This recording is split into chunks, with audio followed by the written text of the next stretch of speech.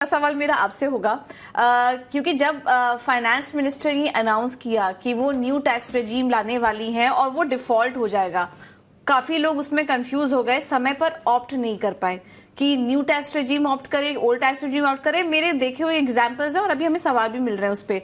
तो जिन लोगों ने ये गलती कर दी, सपोज जब ये अनाउंसमेंट हुई और उस समय उन्होंने ओल्ड टैक्स रेजीम वो ऑप्ट नहीं कर पाए और न्यू टैक्स रेजीम में चले गए, अब उनके लिए क्या ऑप्शन है? पूजा, इसमें अभी जो हमारे साथ जो पैनलिस्ट हैं, मैं पहले तो उनके साथ अपने आप को शामिल करने के लिए धन्यवाद करता हूं, क्योंकि रुंगटा जी को हम देखते आए हैं काफी समय से और मुझे मौका मिल रहा है, तो ये बहुत अच्छा सौभाग्य है मेरा। मैं ये कहना चाहता हूं, और बांगड़ा जी ने जो राय दी मैं उनके साथ एक सहमत हूं कि कंजम्पशन बढ़ाने के लिए किया था। देखो, नियत को समझना होता है, नीति जब बनती है उसके पीछे एक नियत भी होती है, किस नियत से कोई काम किया जा रहा है। ये जो इंटेंशन है और ये जो पॉलिसी मेकर्स हैं, ये बहुत ही, मैं कहूंगा, गजब के हैं। हम लोगों से ज्यादा डाटा है, हम जो लोगों से ज्यादा इंसाइट है, इसलिए उसको गलत समझ करके नहीं चलना चाहिए, बल्कि उसको ज्यादा समझ लेना चाहिए कि हमारे लिए कहाँ फायदा है। तो इसको कंपेयर करने के लिए हम हमेशा कहते हैं, आपका जो भी सिचुएशन है उसको कंपेयर करो, दोनों रेजिम में टैक्स को कंपेयर करो।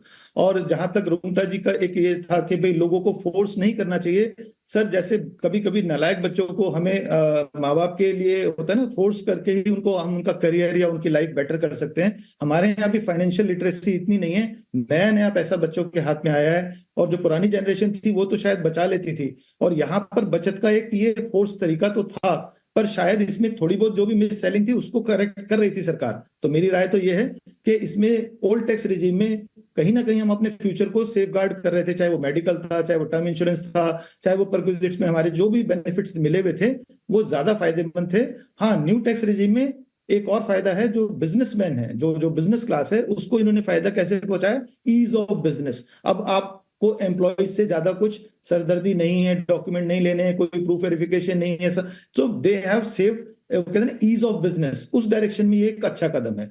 तो लेकिन फिर भी मैं अब एक इंडिविजुअल एम्प्लॉय को कहूंगा, ये जिम्मेदारी अपने ऊपर है। जिस तरह गब्बर को गब्बर ही बचा सकता था उसके भय से, तो आपको भी आप खुद ही बचा सकते हो। दोनों रेजिम में कंपेयर करो और उसके बाद ही फैसला लो। अब जिन्होंने बाय डिफॉल्ट वर्ड को नहीं समझा, टेक्निकल वर्ड था कि बाय डिफॉल्ट पहले जो है वो ओल्ड टैक्स रिजीम रहेगा, लेकिन इस साल से वो न्यू टैक्स रिजीम हो गया, उनके पास ऑप्शन ये है कि वो अपनी टैक्स सेविंग जारी रखें और अपनी टैक्स प्लानिंग है इसको क्लेम करें, जो भी टैक्स सेविंग है वो अपनी रिटर्न फाइलिंग के समय, ये ऑप्शन आपके पास आज भी है, तो उसको छोड़े नहीं। लेकिन जिन्होंने नहीं की है और कोई टैक्स प्लानिंग और न्यू टैक्स रिजीम में, अब उनको कोई ज्यादा परेशान होने की जरूरत नहीं है, जो भी, क्योंकि टैक्स स्लैब्स ऑलरेडी कम है, तो उसको जितना भी बचता है टैक्स उससे ही खुश रहें और अपना कंजम्पशन का ही आनंद लें।